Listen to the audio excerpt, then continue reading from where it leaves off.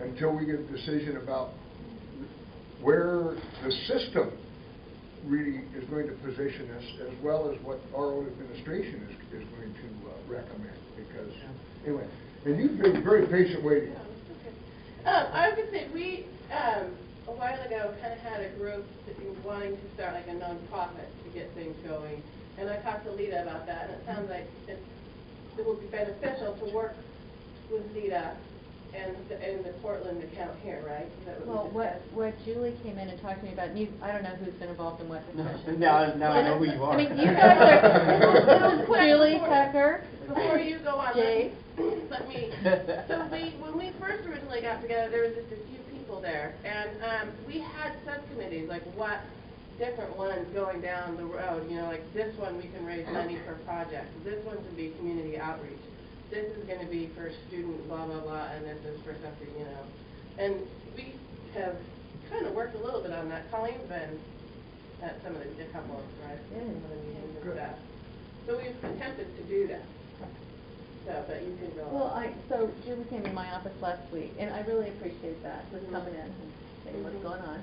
And they had already been communicating with the administration in Klamath Falls, asking about setting up a separate nonprofit. And my recommendation was, you know, don't go down that path, because it's, well, one is you have to support a whole organization in some ways. You know, you got to do filing paperwork, and Julie's done a ton of that, and she's assuring me it's not that big of a deal. But I said, look, we already have a foundation set up. It'll be administered for you. Somebody can keep a chart of accounts. Somebody can tell you what your balance is.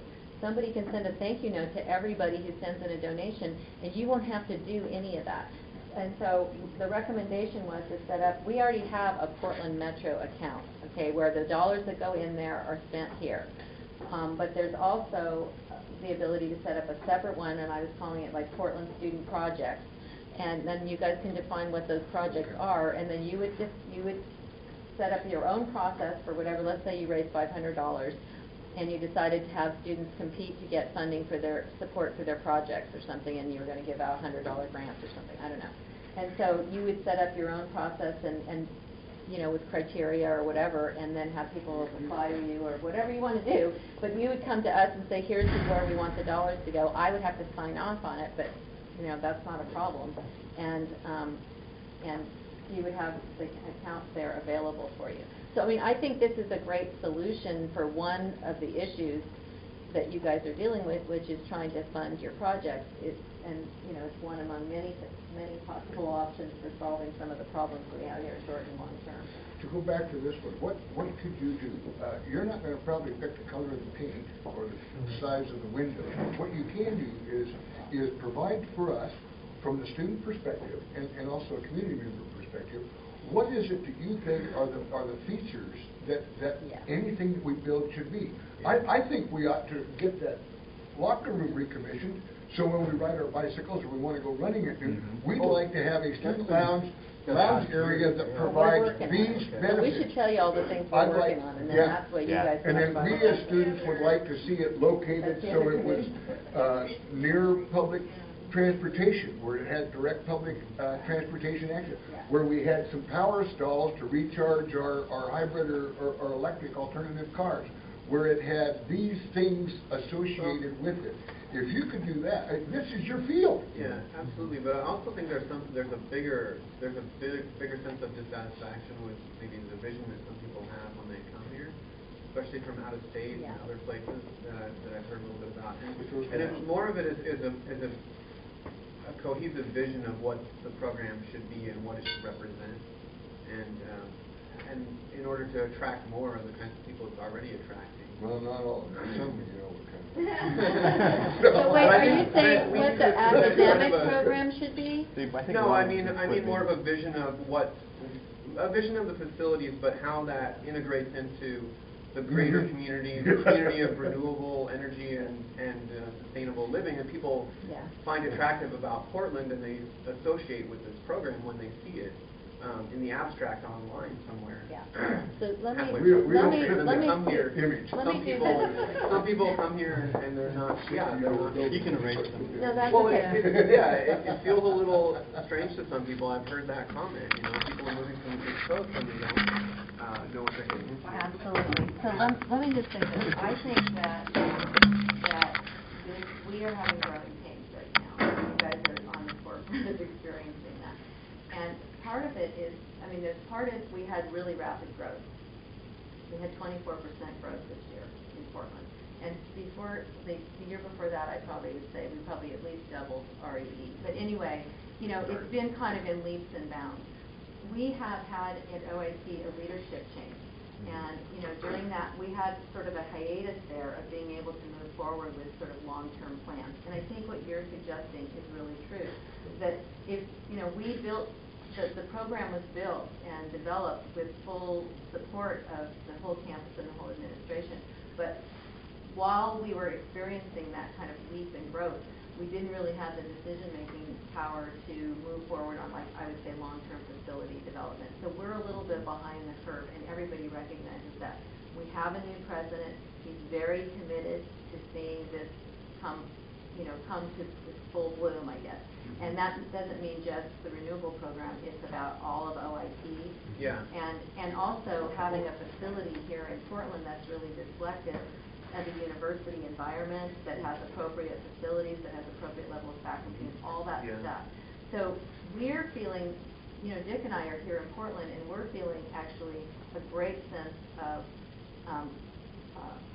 support, I guess you should say, because the type of vision that we're starting to see for Portland is much bigger than before. The type of vision for what the facility is supposed to be, the investments that have been coming, even though we've been taking cuts in funding, like additional faculty, lots of new money for labs, things like that, that's all starting to flow this direction. So we're feeling, you know, like we're making some real headway here. Yeah, I think we need to channel that as it's coming in instead of just reinvesting in what we have and trying to catch up. We need to be a little bit longer term planning I totally at agree. the same time on a parallel track. So here's what I was going to draw. So this is what we're seeing, okay, and I'll go all the way. So here's OIT, and you know there's like two schools. There's the health, arts, and sciences, right? And then there's the engineering, technology, and management. The dean here, Charlie, who you guys have all met, he's been saying he wants to weave sustainability and things like that into every program in this school. Now, I know they're working on stuff like that here too, but at least that's, so in civil, you know, what's our green building?